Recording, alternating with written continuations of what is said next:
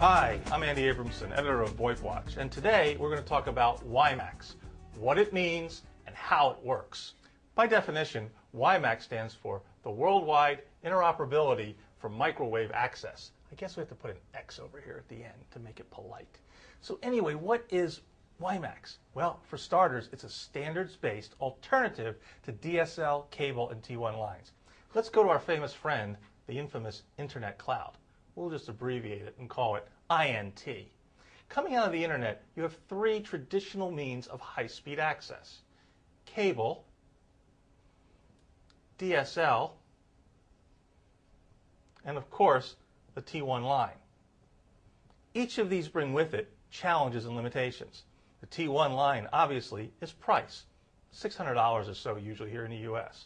For DSL, the challenge is distance. If you go past about 17,000 to 18,000 feet, you won't even get DSL, but your speeds really fall off at about 9,000 or 10,000 feet. Cross them off. And of course, cable, first, the cable company has to have a franchise, and secondly, they have to offer you high-speed internet access where the cable goes. Now, let's talk about WiMAX and how it overcomes these limitations. First, you're going to have a WiMAX tower. The WiMAX tower is going to exist in multiple locations around a community or out in the countryside. That tower is going to transmit and receive signals that are WiMAX oriented.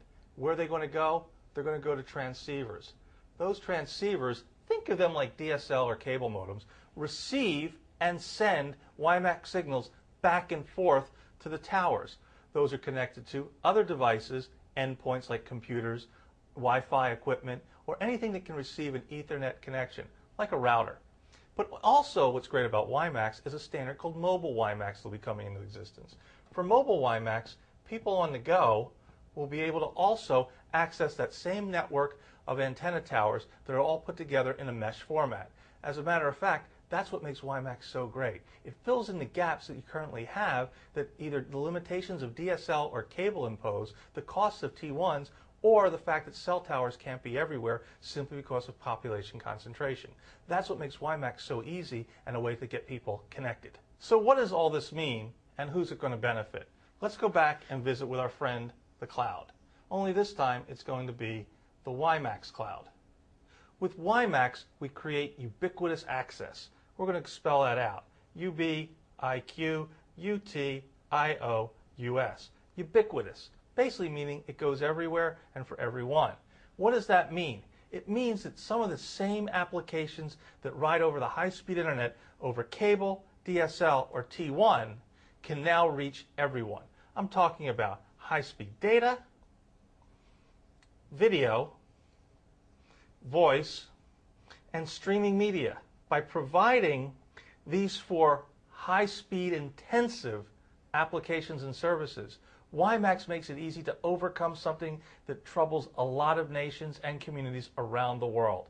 What is that? It's called the digital divide. The digital divide affects nations and communities. How? They don't have high-speed internet. That puts them at a disadvantage. That means they don't have data, video, voice, and streaming, which they need in order to compete around the world. This can be a country in Africa, or it could be a community here in the United States. The digital divide, like IP, knows no boundaries. So is WiMAX just around the corner? Not quite.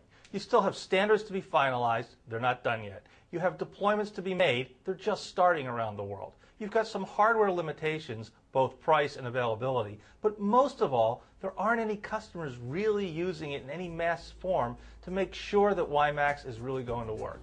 Those challenges, though, like everything else with technology, will be overcome.